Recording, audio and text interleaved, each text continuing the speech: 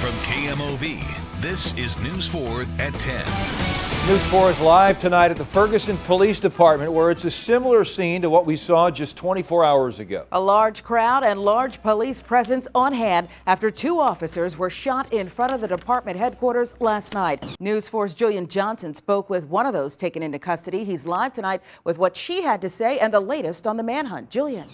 Steve, the former Ferguson judge who's been accused of racking up fines for residents is now quitting two more legal positions. Ron Brockmeyer resigning as a prosecuting attorney in both Veneta Park and Florissant. Brockmeyer has already resigned from the same post in Delwood, and earlier this week we told you he resigned from the bench in Ferguson. A former St. Louis officer facing federal charges tonight, accused of giving a gun to known drug dealers. And tonight, News 4 is learning more indictments could be coming. Alexis Zotos joining us live from the federal courthouse. And Alexis, is this officer in custody tonight? Welcome back. An elementary school says all students need to stay home tomorrow. A bad outbreak of a stomach virus has forced St. Norbert Catholic School in Florissant to call off classes Friday. With the tax deadline approaching, News 4 taking a stand against tax cheats. Those who steal from the rest of us by filing fake returns are raking in millions of dollars illegally. And as Chris Nagus uncovered, some of that money is being deposited overseas. The rain is moving in, looking to be a soggy Friday. Yeah, and it's not like one dumping at one time. It's just a prolonged period of rain. Live from KMOV, News 4 is covering breaking news. Hello, everyone. We are following late breaking news tonight out of St. Louis County. A police officer taken to the hospital after being injured during a call at a popular shopping area. News 4's Julian Johnson is live from South County Shopping Center. Julian? It is a father's nightmare. A Metro East dad catches a peeping Tom spying into his home. Yeah, he says the same man has been stalking his family for months, and today he finally took him down. News 4's Alexis Zoto spoke exclusively with the father. She joins us live from Edwardsville tonight with the Bommarito Street Fleet. Gunfire on the interstate. A rolling gun battle on I-44 leads to a double homicide in St. Louis. And tonight, police are looking for the killer or killers. That incident spanning from South St. Louis all the way to just south of downtown. Police say the gunfire went back and forth between two vehicles on 44 near Hampton Avenue. Two men were later found dead inside a car near 9th and Park Avenue. Their bodies found not far from St. Vincent's Catholic Church, where some parishioners got the news just before noon Mass. I found myself praying for those people at Mass. It's really close. It makes you nervous.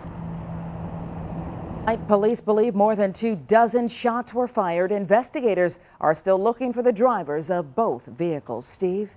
Meantime, tonight, investigators are deciding whether or not charges will be filed after a 5-year-old child was shot near Rolla. Police say the child was found shot in the leg along with an adult also shot in the leg at a home on Bravo Street. The adult telling deputies his handgun accidentally went off, hitting both he and the child. Now, the child ended up having to be airlifted to the hospital, but did survive. A local hotel, the center of an undercover sex sting, and we're learning tonight the alleged mastermind was a 21-year-old man. Only on News 4, Maryland Heights Police telling Jasmine Huda he admitted to acting as a pimp. New tonight, a frightening sight for any parent. A school bus catching fire as it's carrying more than a dozen students. That bus on its way to drop off the kids in Southwest Florida when it burst into flames. The bus driver reported smelling smoke, then quickly pulled over. The 20 students and driver were all able to make it off that bus unhurt.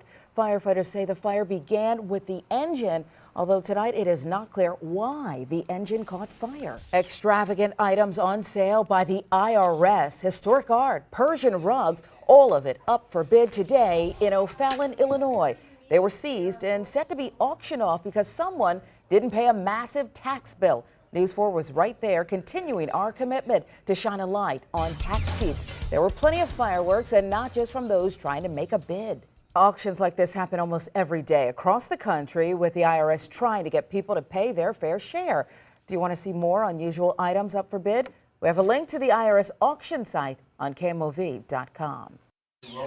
Well, we have more information on breaking news we brought you at the beginning of this newscast. A St. Louis County police officer dragged alongside a truck while he was trying to chase down a suspect. The prosecutor said that they recorded witness interviews and the grand jury heard those interviews before what he called the autopsy leaks to the media, and that the credibility of those witnesses, some of them, was called into question. As you said it, several witnesses had their accounts completely debunked, the prosecutor said, by the physical evidence. The autopsy findings just did not show what they reported to police and prosecutors. Again, the grand jury declining to indict Officer Darren Wilson on any of the 5 possible charges.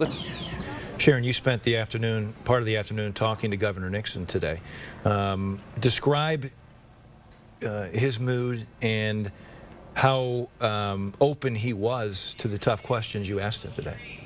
Well, I think he was candid. I certainly was. In my questioning to him, we pressed him on a number of things. Why the decision to bring in the National Guard, why now, but also about how this whole thing is playing out before the world's eyes, how he's viewed in the thick of it, and his leadership role. All of that I pressed him on, Steve, and here's the governor earlier this afternoon. Have you made missteps, Governor? Have you? Well, you make decisions as you move forward.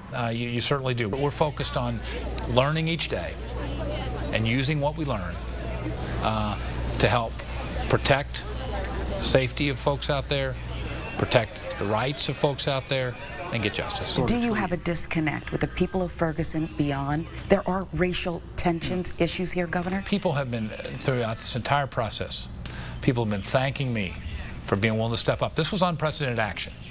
A governor coming in said the Highway Patrol is going to help take over security after we saw a significant military presence that kind of got people on edge.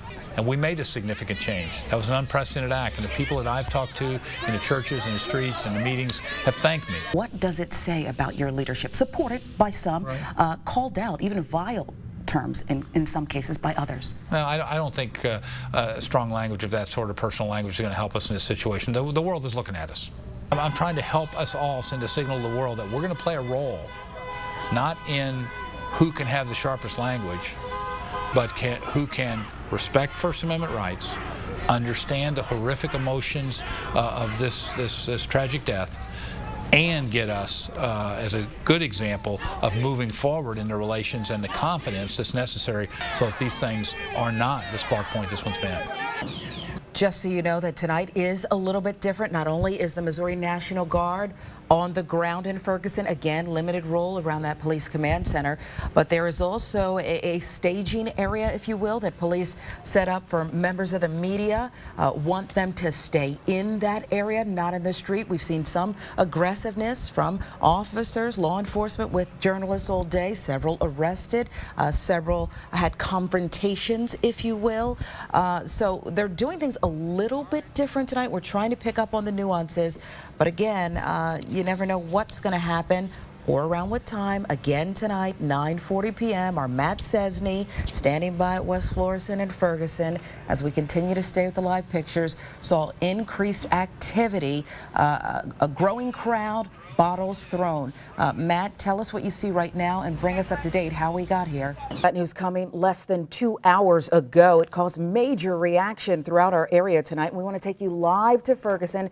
We've been on the air since 5 o'clock tonight, showing you these live images. Protesters taking to the streets in front of the Ferguson PD. News 4 has team coverage tonight. Let's get right to Matt Cesney in Ferguson outside the PD. Devin, you were fired at 7:45 tonight. What were you told? Basically, Charlie Dooley, the county executive, and Denny Coleman, the CEO of the Economic Partnership, had decided that it was best that they terminate my contract. The Economic Partnership, that's who you really work for? Yes. Devin James, president of his namesake public relations firm. And you also are a convicted felon. You killed a man. Yes, yes. He's the man behind so many of the moves we've been telling you about in Ferguson since the shooting death of Michael Brown. I call the shots as it relates to certain aspects of the communication strategy. The apology from the chief, would that happen without you? No. The Civilian Review Board, does that happen without you? No. Was there anyone who you did not have access to up the chain in Ferguson? No. James says he billed the city of Ferguson for his services. Did they pay you? Yes. How much? It's like $5,000. It was just to cover expenses and different things that we needed to set up the account. But he invoiced the St. Louis Economic Partnership 20 times that amount. The contract is $400,000. We can voice our opinion. Who were you 10 years ago? 10 years ago, I was a different person than I am now. Former gang member. I've got a street background. I was a street entrepreneur. I was a rapper. Yes, I had a connection to drugs and the underworld. Shot in February 2004, it convinced him to get out of a gang. He says it also made him a target of a hit later that year. Intruders entered his home in Memphis, and James killed one of them. There was a threat of robbery and different things, and I feared for my life, and I did what I had to do to protect myself and my home. What would you say to the people who fired you? Dooley, others? I would say, you know, I'm just going to be honest. You know, I've always been a risk taker. I've never backed down from anything in my life. I think he's a coward. Are you done with Ferguson? No. I called the city manager immediately. I called the mayor, and they assured me that, you know, that they wanted me to stay and they value my expertise. And I'm committed to the community. I really want this for the community of Ferguson.